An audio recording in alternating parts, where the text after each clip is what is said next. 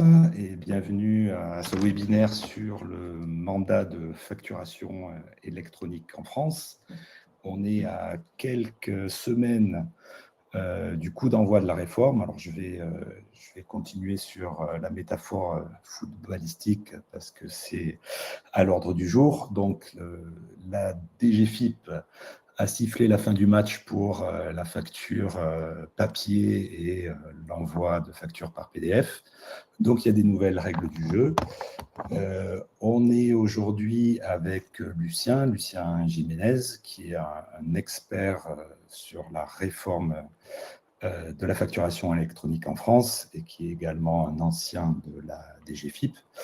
Moi, je suis Maxime Bouteau, je suis le directeur commercial de Storkov pour la France. Alors, en 2 mots, Storkov, on est un fournisseur mondial d'infrastructures de facture électronique. Donc, notre métier, c'est de connecter les logiciels aux administrations fiscales du monde entier. Donc, on a une approche qui est 100% API First, c'est-à-dire qu'on est pensé spécifiquement par des développeurs, pour des éditeurs, des plateformes, des intégrateurs. Voilà. Donc ensuite, je vais laisser Lucien, je vais donner la parole à Lucien qui vous détaillera les nouvelles règles du jeu, les cartons à éviter et comment marquer des points dès le début. Ensuite, dans une deuxième partie, rapidement, je vous montrerai comment Storkov peut être un bon coéquipier. Et pour finir, ça ne sera pas une séance de tir au but, mais ça sera une petite séance de questions-réponses. Voilà, donc Lucien, je te laisse la parole. Je précise que Storkov est une plateforme agréée en France. Voilà, Lucien, je te laisse la parole. Merci Maxime. Bonjour à toutes et à tous. Effectivement, le match va bientôt démarrer, plus que quelques semaines. Vous avez vu, la température n'arrête pas de croître parce que tout le monde se demande comment ça va se passer. Et on sait qu'il y a un calendrier officiel qui ne va plus bouger maintenant, avec un démarrage 1er septembre pour toutes les entreprises en termes de réception. Toutes les entreprises devront donc avoir leur PA. Par parenthèse, si elles n'ont pas opté pour une PA, elles auront des rappels pédagogiques de la part de l'État. Enfin, néanmoins, il vaut mieux quand même opter pour sa PA le plus tôt possible et de se préparer, bien entendu. Et tout le monde sait plus ou moins qu'il y a aussi à émettre des factures. Et là, on a introduit une différence entre les petites, moyennes entreprises et les grandes et les ETI. Les petites et les moyennes auront encore un an. Donc, elles vont être obligées aussi de tout transmettre de manière électronique à partir du 1er septembre 2027.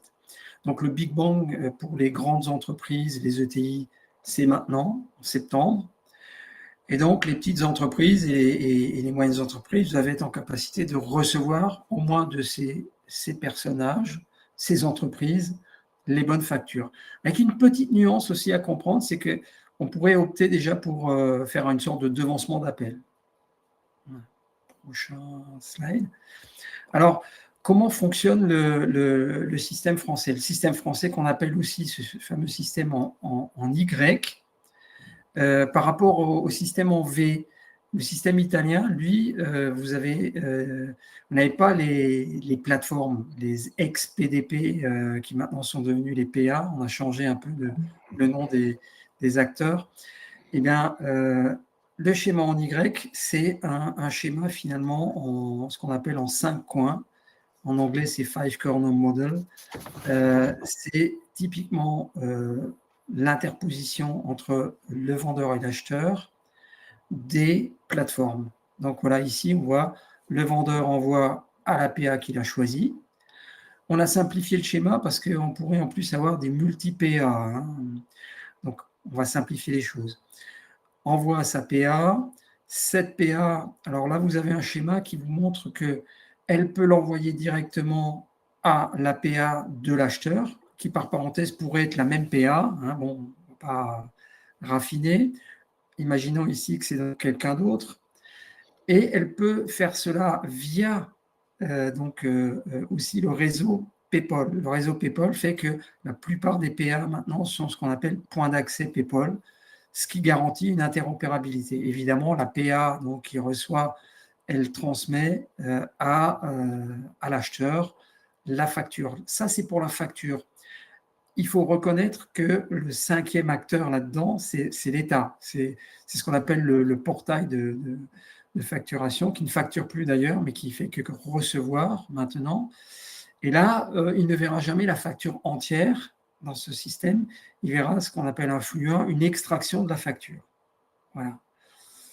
Schématiquement, c'est ça.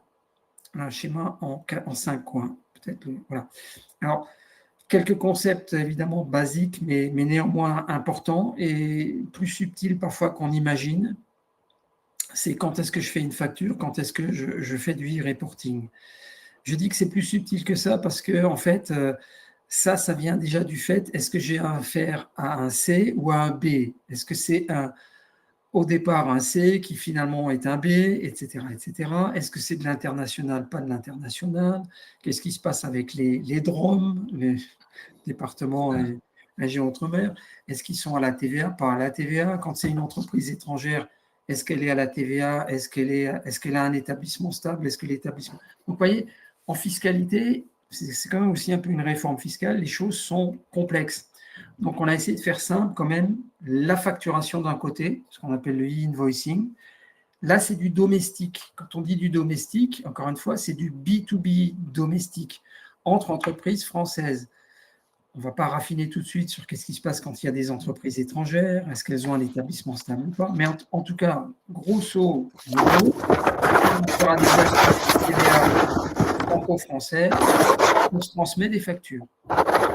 Le e-reporting, lui, il est en fait réservé à rassembler pour l'État tout ce qui vient après compléter la déclaration de TVA. Parce que dans l'idée, un des objectifs, c'est de faire aussi à terme une déclaration pré-remplie de TVA. Donc, on a besoin de quoi? On a besoin des opérations avec les particuliers, ce qu'on appelle les C, notamment tout ce qui vient, par exemple, des caisses enregistreuses, tout ce qui est vente à des particuliers. Et puis, on a besoin aussi des éléments, ce qu'on appelle le B2B international, c'est-à-dire les opérations internationales. À savoir, on va collecter un e-reporting sur, par exemple, les livraisons intracommunautaires, les acquisitions intracommunautaires. On va aussi collecter les exportations, pas les importations, parce que là, l'État se contente des données de la DGT, de la douane. Voilà, exactement. Prochain slide. Alors, il y a effectivement des spécificités fortes de la réforme française. D'abord, tout fonctionne évidemment avec ce fameux numéro SIRET, donc composé le SIRET de 9 numéros, 14 pour un SIRET. Et évidemment, c'est très très important parce qu'on a cette dichotomie aussi d'entités qui ont plusieurs SIRET, donc plusieurs établissements. Donc, on veut avoir un adressage, le code pays est important, adresse de livraison, parce qu'il va y avoir une nouvelle mention aussi sur les factures. On a créé un certain nombre de nouvelles mentions, dont celle de livraison, exactement. Donc, il est important, à un moment donné, de pouvoir acheminer les choses au bon endroit. Pour ça, on a un maillage qui est relativement fin, qui va très loin d'ailleurs. Le type de transaction, il s'agit d'une vente de biens ou de services. Pourquoi? Parce que fiscalement, derrière, on suit un certain nombre de choses. La territorialité en matière de TVA, c'est quelque chose. Biens, meubles corporels, prestations de services, différents types de prestations de services. Et évidemment, avec les prestations de services et les acomptes, d'ailleurs, un statut de paiement. Donc, on va également collecter ce qu'on appelle des statuts de paiement. Donc, ces informations sont requises évidemment par la DGFiP, car ces règles de TVA vont d'une certaine manière être suivies de manière beaucoup plus fine que préalablement grâce à cette réforme. Enfin, l'option pour le paiement de la TVA, c'est important, parce qu'évidemment, quand on est prestataire de service, mais qu'on opte ce qu'on appelle l'option pour les débits, on bascule sur en fait la TVA due au moment de la facturation et non plus au moment de l'encaissement. Voilà. Et réciproquement, évidemment, symétriquement, plutôt, ben, le client pourra déduire plutôt quand il y a une option sur les débits qui est elle-même une mention qui doit figurer sur la facture. Enfin, les données de paiement, donc, comme dit, sont collectées. Oui, je crois qu'après, tu as… voilà. Alors, les fameuses PA qui étaient, donc ces fameuses PDP anciennement, c'est bien plus, oui, bien plus qu'un transmetteur de plat, j'allais dire, de documents.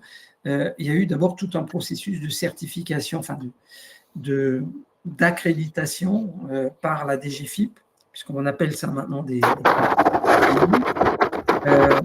seules ces entités, les PA, sont évidemment à même de faire ces envois de documents, factures vers le destinataire final.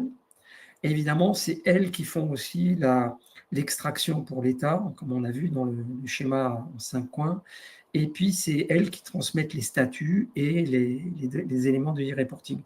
Le portail public, le PPF, cette plateforme d'État, elle, en fait, elle est là pour centraliser, on appelle d'ailleurs le concentrateur, parfois dans une terminologie de l'État, et elle centralise évidemment tous les documents, les e-reporting, bien entendu, elle va faire des contrôles là-dessus, elle pourra faire des analyses plus fines. C'était un des objectifs de la réforme, c'est de pouvoir aussi mieux lutter contre la fraude, mais aussi avoir des informations plus fines et des statistiques plus importantes. Les fameuses solutions compatibles que l'on appelait autrefois plus ou moins les opérateurs de dématérialisation, les OD, c'est en fait, comme on s'est expliqué ici, une entité, un logiciel, un système, une plateforme, mais qui n'est pas elle-même PA. Donc, c'est effectivement une sorte de service provider, comme on dit en anglais, mais qui n'est pas autorisé à transmettre les factures directement, véhiculer les factures entre le fournisseur et le client, ni à faire tout type d'opérations qui sont réservées aux plateformes agréées. Voilà. Mais évidemment, elles facilitent grandement le travail et elles sont généralement obligées de passer par une ou des PA, évidemment, pour continuer leur service que souvent ils rendaient préalablement. Par exemple, ça peut être un éditeur qui va continuer à rendre service aux entreprises, mais qui aura besoin d'une PA, évidemment, pour finaliser ce qu'il faisait actuellement. Et voilà, et Lucien, je rajoute juste que, voilà, avec Storkov, nous, nos clients, ce sont ces solutions compatibles. Ce sont ces solutions compatibles. Nous intégrer notre solution. Avec une API First qui permettra de faire ça de manière très, très simple et très efficace. Tout à fait. Merci, Maxime. Ouais. Et donc, bon, voilà, la DGFiP, on ne va pas en faire des plats. Alors, voilà un schéma, par exemple, qui vient directement des spécifications externes et qui donne un peu une idée de ce que c'est le cycle de vie et comment il est suivi. On voit que ce qui est en rouge ici, c'est ce qu'on appelle les statuts obligatoires, ces 4-là, et les autres étant recommandés. Quand on dit recommandés, ça ne veut pas dire qu'on ne les fait pas. C'est que ce n'est pas à la base quelque chose qui est demandé impérativement à toutes les PA. Voilà. Donc évidemment, le fournisseur, quand il émet sa facture, on veut savoir qu'elle a été bien soumise à la PA, sous-entendu transmise à la PA. On voit le statut, alors en vert, c'est émis par la plateforme, reçu par la plateforme au niveau acheteur. Ça, c'est donc de l'optionnel. Par contre, on voit qu'on a directement ici le rejeté. Hein. Le rejeté alors le rejeté, en fait, il se passe, on va dire, pour bien comprendre les choses, au stade de la plateforme. C'est-à-dire la plateforme, elle peut dire il y a une erreur sémantique, il y a une erreur syntaxique, il manque des données telles que je ne peux pas traiter cette facture. Bon, on espère que ça va être assez court, que ça va être une phase peut-être pédagogique au début, le temps de faire en sorte que les factures soient totalement complètes et digérables par le système. On voit bien entendu qu'après, on a d'autres statuts optionnels, mais entre autres, on a à un moment donné, alors il peut y avoir des litiges, des suspensions, des choses comme ça, et il peut y avoir évidemment un statut reçu paiement, voyez, et évidemment refusé. Là, on est déjà au stade, comme on le voit avec la flèche, au stade de l'acheteur qui, lui, va refuser une facture. Imaginez une facture qui est 100% sémantiquement, syntaxiquement parfaitement correcte et tout, mais qui ne correspond pas à quelque chose que l'acheteur attendait ou voulait. Donc là, il peut, à son niveau, il a le droit de la refuser. Voilà pour le cycle de vie. Alors, les obligations d'archivage en France et ce qu'il faut savoir. Alors, il y a d'abord des obligations, des règles spécifiques à l'archivage numérique. Elles ne sont pas nouvelles, hein, ça existe depuis fort longtemps, et elles trouvent leur origine effectivement dans des dispositifs du CFI, du contrôle fiscal informatisé. Entre autres, on parlera par exemple le fisc va parler de conservation des données. Conservation des données, pour être précis, avec le livre des procédures fiscales, c'est le L102B, L102C. Eh bien, par exemple, il faut conserver non seulement une facture, mais aussi les données, ce qu'on appelle élémentaires, qui contribuent à la fabrication de cette facture, quand on dispose d'un système électronique permettant de générer cette facture. Donc, une facture qui vous a été envoyée, qui a été générée informatiquement, qui est donc une vraie facture, on va dire, électronique, qui, de sa genèse à son archivage, est en format électronique. Là, on a finalement plus que même le fichier électronique à conserver. On a évidemment les traitements. Je vais un peu plus vite, j'accélère, mais si vous voulez, on pourra rentrer dans les détails. On a des cas d'usage. Les cas d'usage. Là, tu sais, j'ai mis tous les cas d'usage, mais on ne va pas les passer un par un. On ne va pas passer tout en revue. Il faut savoir qu'à un moment donné, on en avait beaucoup moins. On était à 34, 36. Maintenant, on est à 44. Ce n'est pas dit que ça soit fini, d'ailleurs. Hein.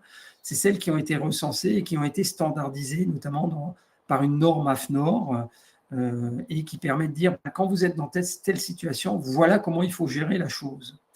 Donc, c'est important là de se référer aux normes AFNOR. Vous pouvez aller évidemment sur le site de l'AFNOR ou sur le site qu'on recommande, puisqu'on est également membre du FNFE, qui vous donnera accès à toutes ces données et qui, d'ailleurs, il y a une nouvelle qui est sortie là début juillet, une nouvelle norme, pas une, plusieurs documents mis à jour.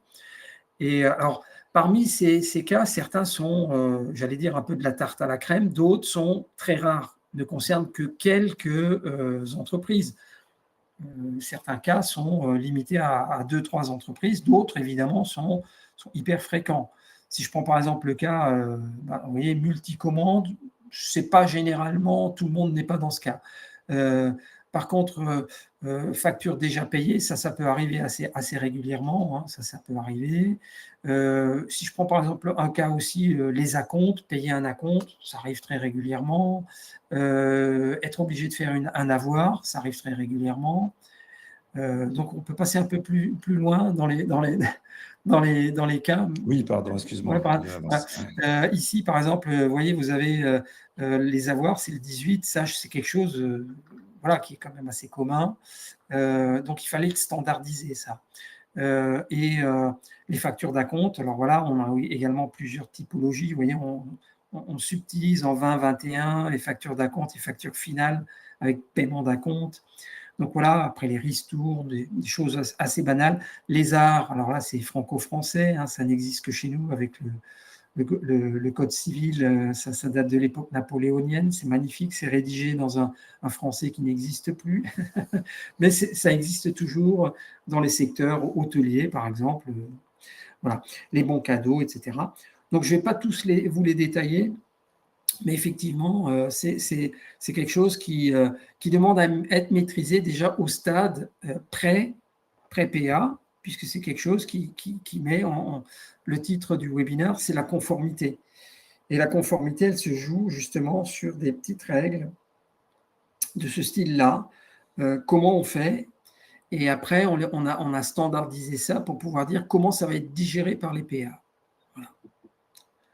Voilà pour les cas d'usage, on ne va pas s'attarder là-dessus. Alors, les sanctions. Alors, les sanctions, l'idée, ce n'est pas de faire peur, hein, mais c'est de savoir qu'effectivement, l'État n'a pas inventé les sanctions pour rien. C'est que tôt ou tard, elles seront appliquées. Le tout, c'est de savoir à partir de quand la plage, la période de tolérance va prendre fin. En tout cas, la DGFiP a manifesté sa volonté de faire preuve de pédagogie, de tolérance. Néanmoins, les textes sont là, ils existent, donc défaillance en matière de facturation électronique, c'est 50 € par facture. Donc, quand on émet des grands nombres de factures, ça peut aller très vite. C'est pour ça qu'on a mis un seuil à 15 000 € par année civile. Ce qui veut dire que quelqu'un qui voudrait jamais émettre de facture, il faut qu'il paye ça, quoi. Il doit en être conscient. Après, il y a la défaillance aussi en matière de e-reporting, les fameux e-reporting dont on a parlé au début. Là, c'est pareil, c'est une amende de 500 € par transaction manquante et 15 000 € le plafond de cette amende. En matière de récidive, évidemment, l'État est après un peu plus sévère. C'est comme toujours, on augmente, on rajoute des amendes et on applique des plus et des pénalités, etc. Donc, notre conseil, c'est se mettre dans la conformité dès le départ et éviter des contentieux, éviter des demandes gracieuses, même si l'administration annonce qu'elle va faire preuve de tolérance. À un moment donné, il faudra s'y plier. Voilà. Donc, prochain slide. Prochain slide, Voilà. ça Les va être moi. conversions automatiques. Voilà, donc Voilà. c'est moi qui vais prendre un petit peu le toi qui vas- relais. ouais, voilà. Donc voilà, Storkov, nous, je le disais en introduction, nous, on va s'occuper un petit peu du dernier kilomètre. Donc, on s'adresse à des éditeurs de logiciels. Vous allez nous envoyer les données des factures dans un format standard qui est le format JSON. Et nous, on va déjà, première étape, s'occuper de transformer ces données dans le format électronique qui est demandé. Donc en France, ça va être UBL, Facturix, C2I, mais chaque pays a des formats bien spécifiques. Voilà. Donc l'intérêt de Storkov, c'est aussi que, bien entendu, on gère la conformité en France, mais également dans plus d'une trentaine de pays, principalement en Europe, mais aussi en Asie et dans d'autres pays. Voilà. Après, on rajoute chaque année de nouveaux pays à la roadmap. Le dernier, c'est les Émirats arabes unis. Je pense que d'ici la fin de l'année, il devrait y avoir également la Slovaquie. Enfin voilà, on est l'intérêt d'utiliser la solution de Storkov, c'est que vous avez accès à la facturation électronique de tous ces pays. Et c'est la même chose pour le e-reporting. Donc, comme je disais en introduction, on s'adresse principalement à des éditeurs de logiciels ou des intégrateurs de solutions. La question, le premier défi pour les éditeurs, comme il y en a dans la salle, si j'ose dire, c'est est-ce qu'on le fait, on développe nous-mêmes ou on intègre.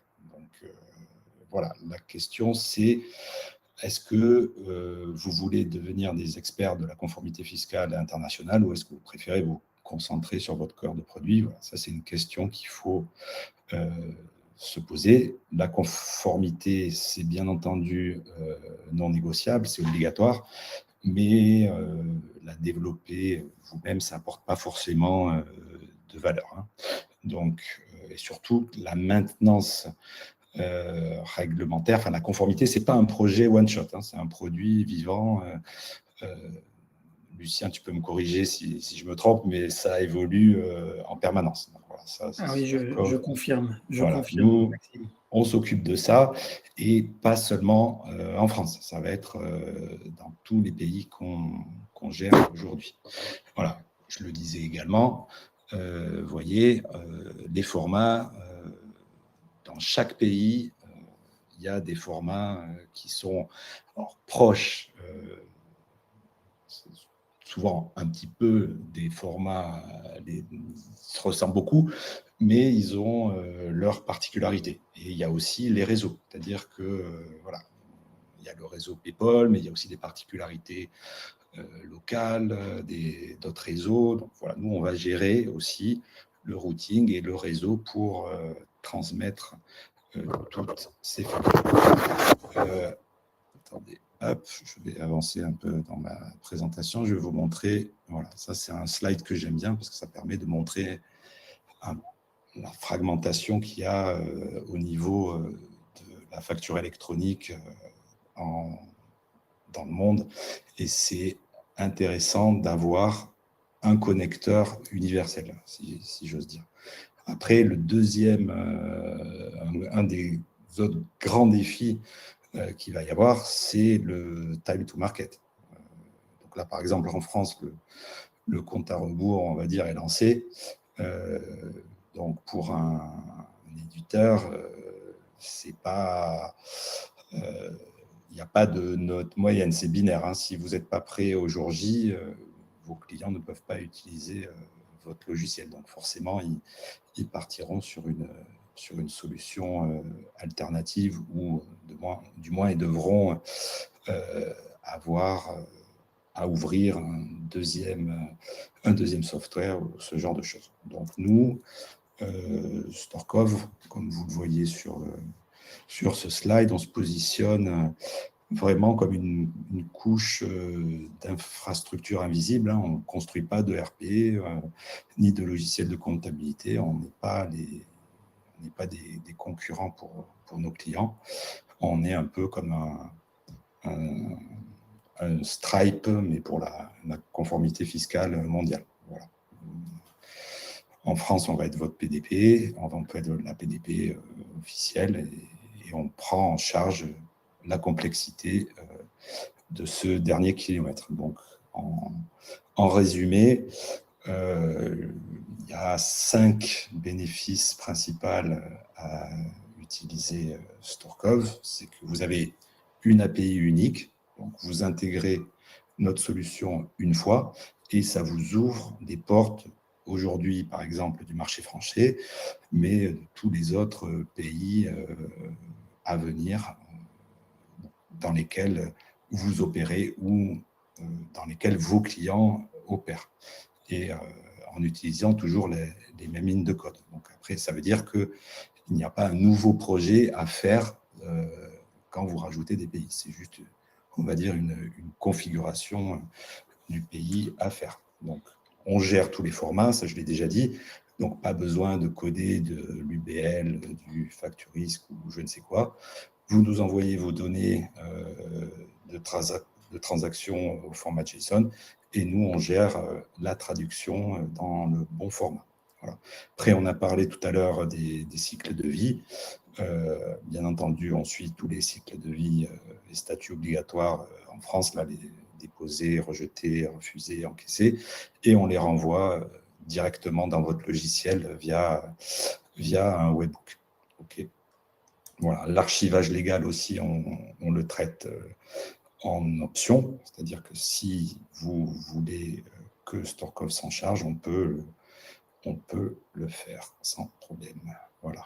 Donc, et dernier point, la mise en conformité, la mise sur le marché ultra rapide, c'est un des points qui intéresse nos clients. On est une API REST, on vous met à disposition toute la documentation est déjà disponible sur notre site web si vous voulez aller la voir. On peut également vous ouvrir, il suffit que vous nous le demandiez, on vous ouvre un environnement de texte, une sandbox, donc dans laquelle vous allez pouvoir tester en condition, voilà, tester la solution, votre intégration.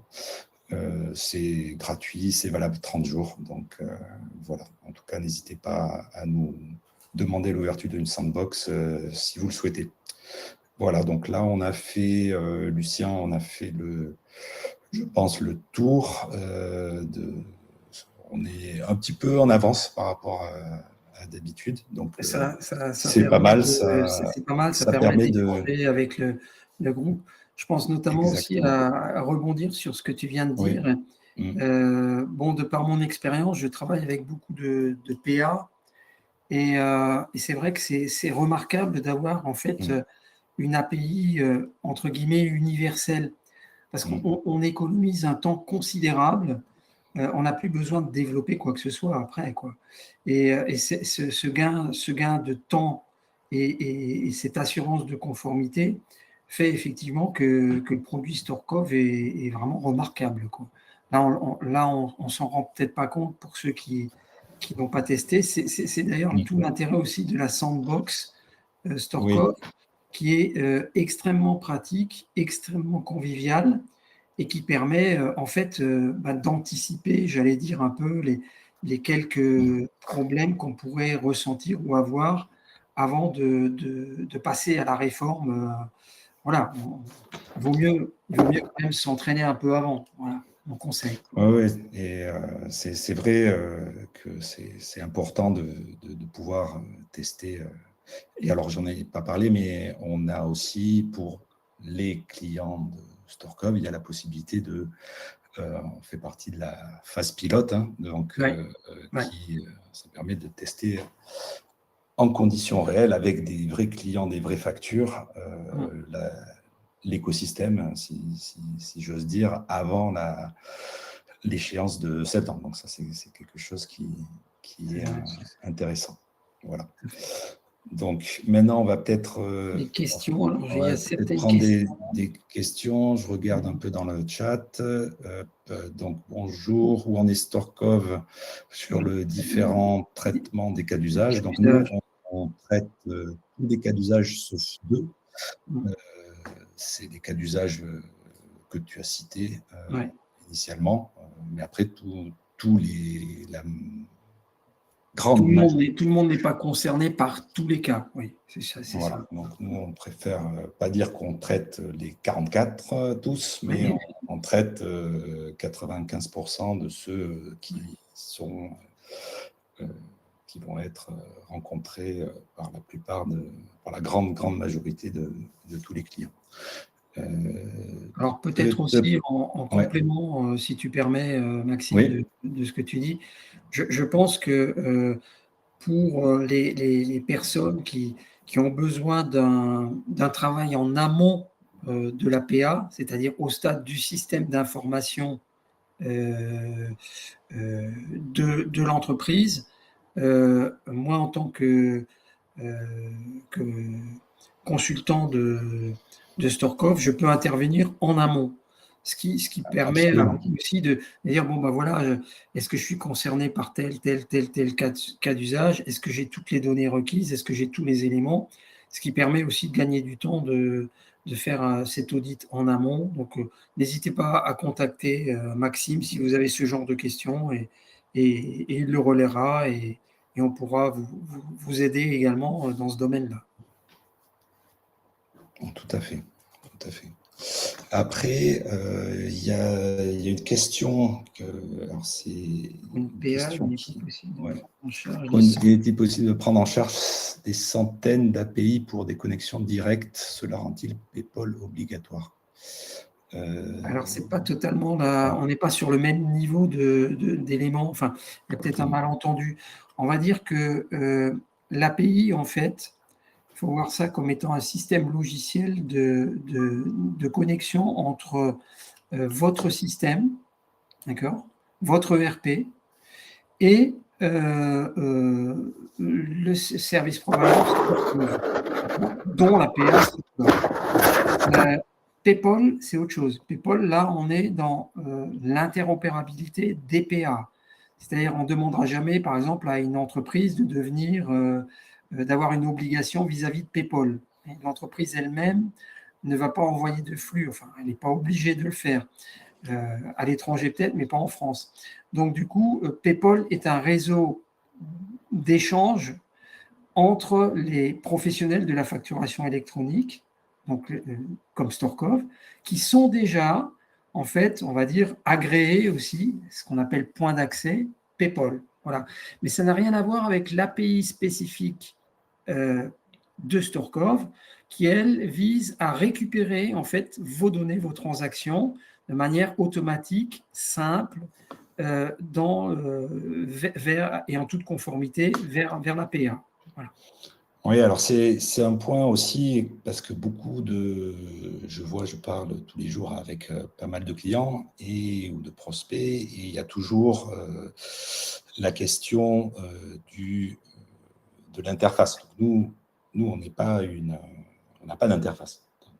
L'objectif justement d'intégrer une API REST comme Storkov, c'est que les éditeurs de logiciels, les ERP, voilà, gardent c'est le client final qui vous gardez le contrôle sur votre produit. Tout se passe dans votre interface à vous.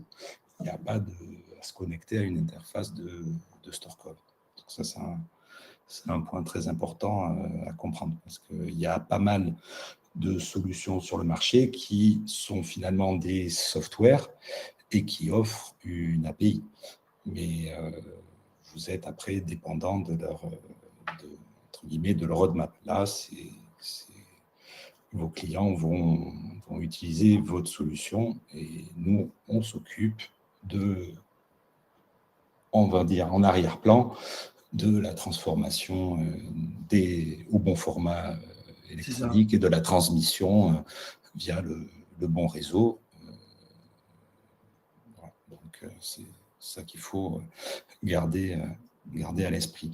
Alors moi, Lucien, j'avais une question qui peut paraître un peu stupide au premier abord, mais quel est l'objectif principal de la réforme de la facturation électronique, selon toi? Alors pour moi, l'objectif principal de la réforme est incontestablement une nécessité de moderniser déjà l'existant. On ne pouvait pas rester au stade des factures papier. Tout le monde automatise. On a les moyens technologiques d'automatiser les échanges de données. D'accord ? Donc cette modernisation, pour moi, c'est le numéro 1. On était un peu à un âge préhistorique par rapport à l'évolution technologique. Alors, ce n'est pas écrit comme ça, mais c'est vrai.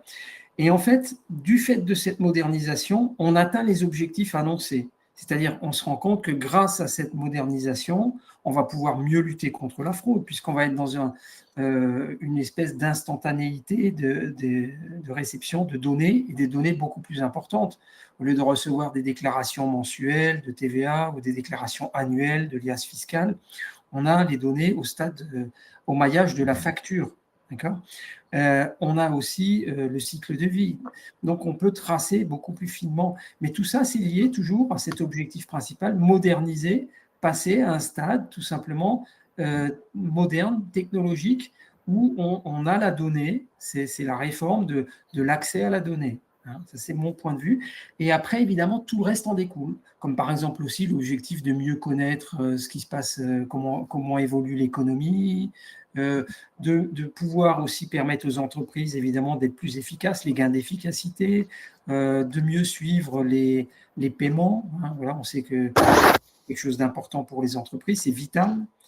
Donc, tout ça en découle. Voilà. Ça permet d'améliorer le cash flow des entreprises, parce que les gens le D'améliorer le voient cash flow. souvent d'un point de vue fiscal et Ouais. contrôle, Alors, mais c'est aussi ouais, un moyen de modernisation un moyen de l'économie, quoi. modernisation, et puis un moyen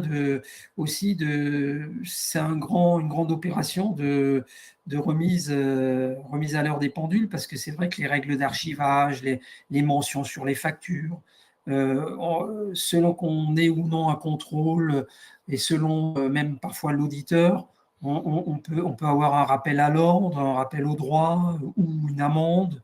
Alors que là, maintenant, ça devient des éléments, vous avez vu avec les statuts, c'est refusé. S'il y a quelque chose qui manque sur la facture, la statut est bloquée, la facture est bloquée.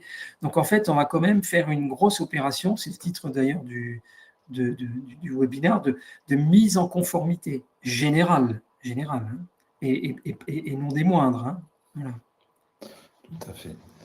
Et peut-être un dernier point, Lucien, on va bénéficier de ton expertise parce que tu travailles avec beaucoup, tu es un expert de la réforme française, mais tu connais la la facturation électronique dans tous les autres pays.